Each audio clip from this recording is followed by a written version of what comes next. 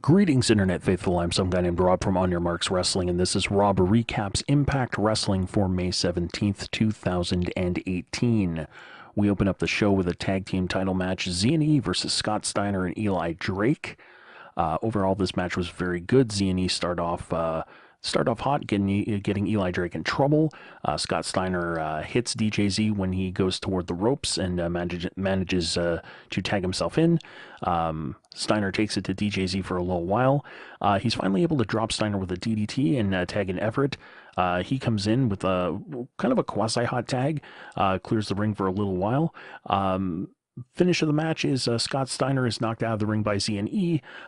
Steiner grabs a chair and in sort of a blind swing catches Eli Drake in the head. Basically, that turns into a pin on Drake, and we've got new tag team champions. Now, this match was very reminiscent of what happened at Redemption, where the best parts of the match were the ones where Steiner was not involved. The too sweet gesture right at the beginning on the ramp really made Steiner look like an old man trying to look cool in front of his grandkids. During the match, DJZ, he hit probably the weakest springboard back elbow in wrestling history at one point. Thankfully, the rest of the match was of a much higher quality, and Big Grandpa Pump needs to retire. He can barely get out of his own way. It was kind of sad to watch him kind of flounder around in there, especially when he was taken to the outside. He could barely move. It took him forever just to get up off of the floor. We then head back to the studio where we see Josh Matthews with former Knockouts champion Madison Rayne.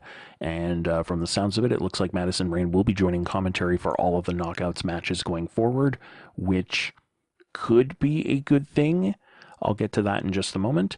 The next match up, obviously, is a Knockouts match. Kiera Hogan taking on Tessa Blanchard, who is making her official in-ring debut with Impact. Before the start of the match, the referee has to hold Kiera back as Tessa gets into the ring and kind of showboats for the crowd. But that doesn't last very long. Before the bell, basically, Kiera Hogan jumps Blanchard and lays into her with some forearms and is, trying to be the woman who's on fire. Tessa basically catches Kiera and basically takes her out with a big strike, and for the rest of the match just pretty much takes over until she hits the hammerlock DDT for the 3 count.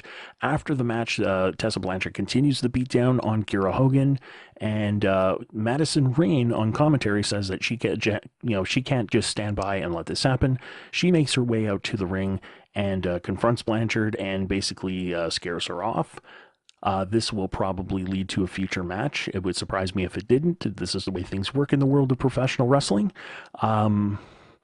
I hope that Madison Rayne's in-ring skills have not sort of rusted to the point of her commentary skills, because, oh man, was her commentary shrill. It was bad. Her commentary came off as very whiny, and it was really hard to listen to in some spots. So if they can kind of adjust her tone, I think she could be very insightful, having been a former Knockouts champion.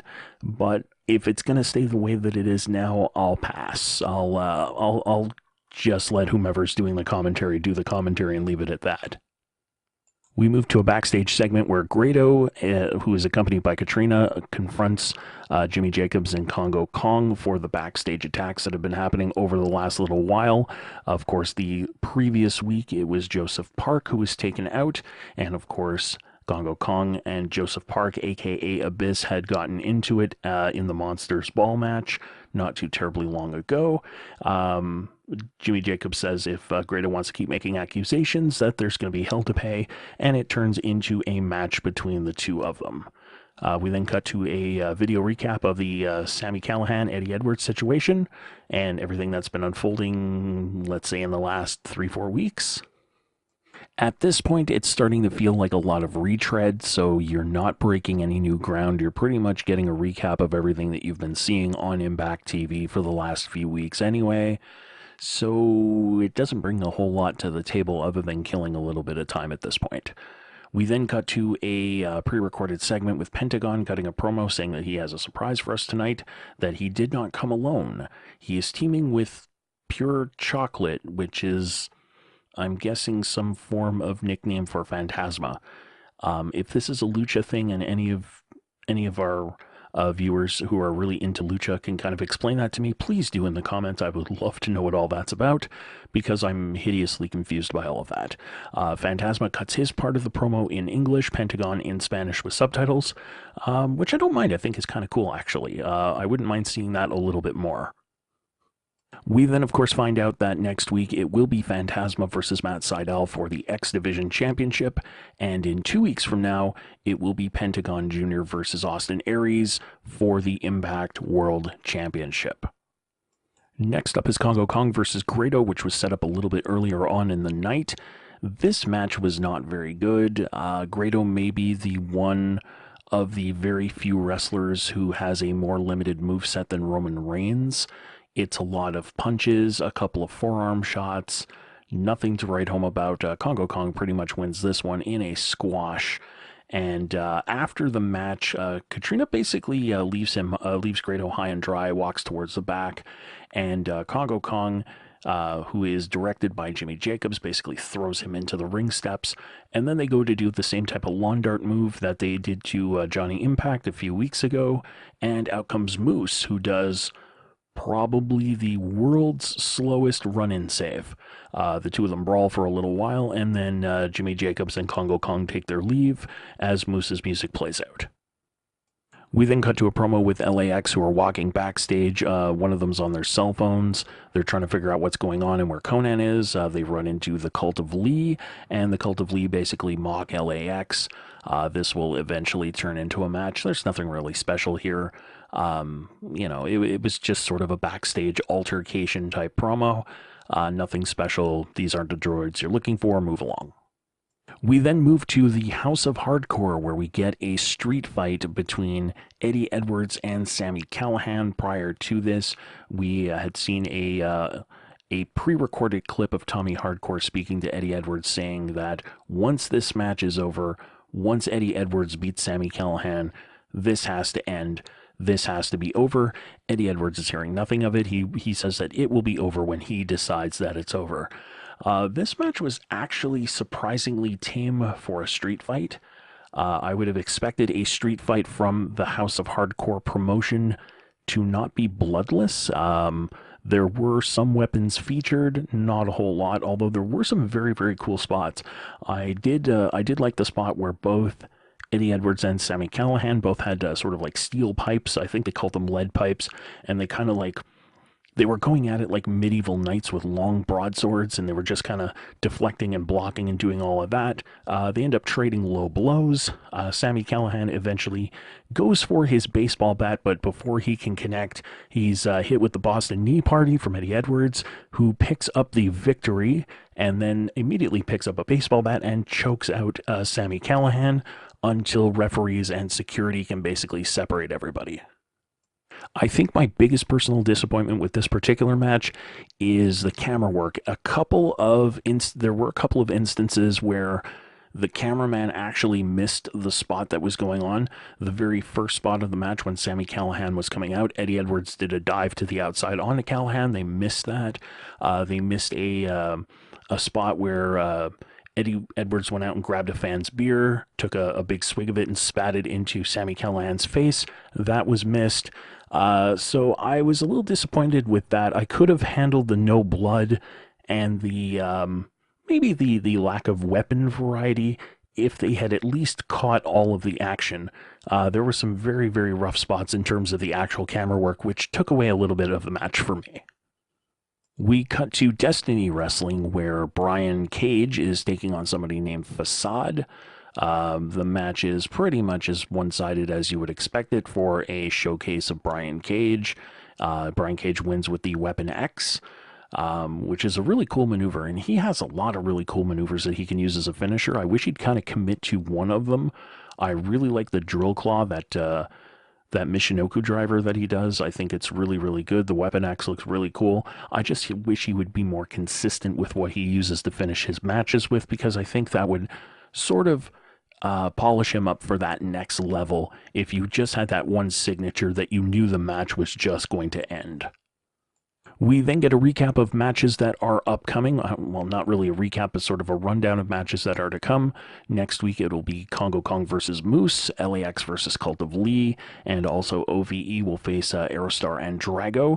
And then we find out in 2 weeks, along with the Austin Aries Championship match, it will also be Su Yung versus Ali for the Knockouts Women's Championship, as well as Madison Rayne versus Tessa Blanchard, which we all saw coming earlier in the night.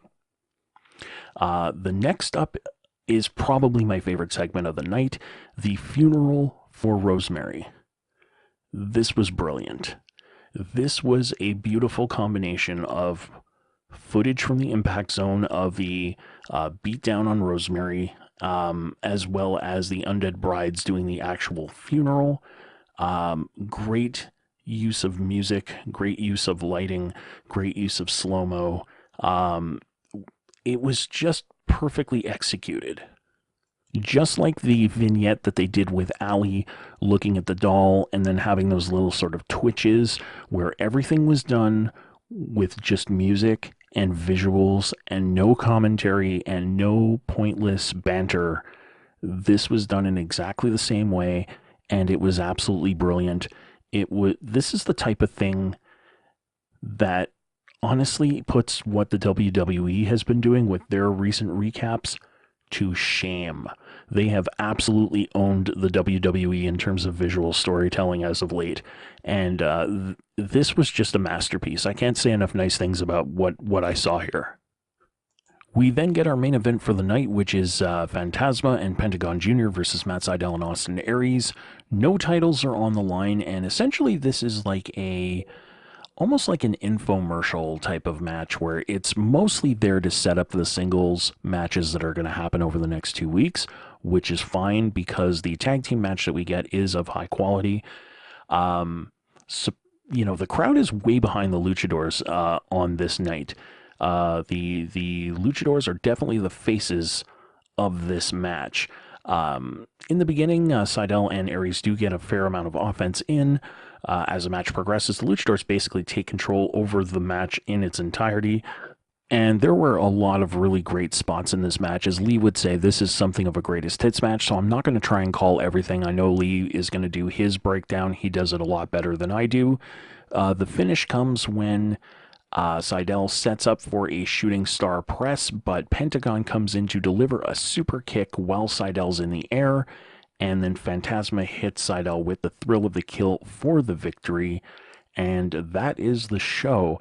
We then talk a little bit more about the matches that are going to happen over the next couple of weeks with those 4 individuals. Fade to black. Overall, I found this show to be quite enjoyable. It was light years ahead of what Raw was. Very entertaining in its own right. I would say it was right up there with SmackDown, maybe a little bit better. And in terms of the visual storytelling, was just absolutely phenomenal.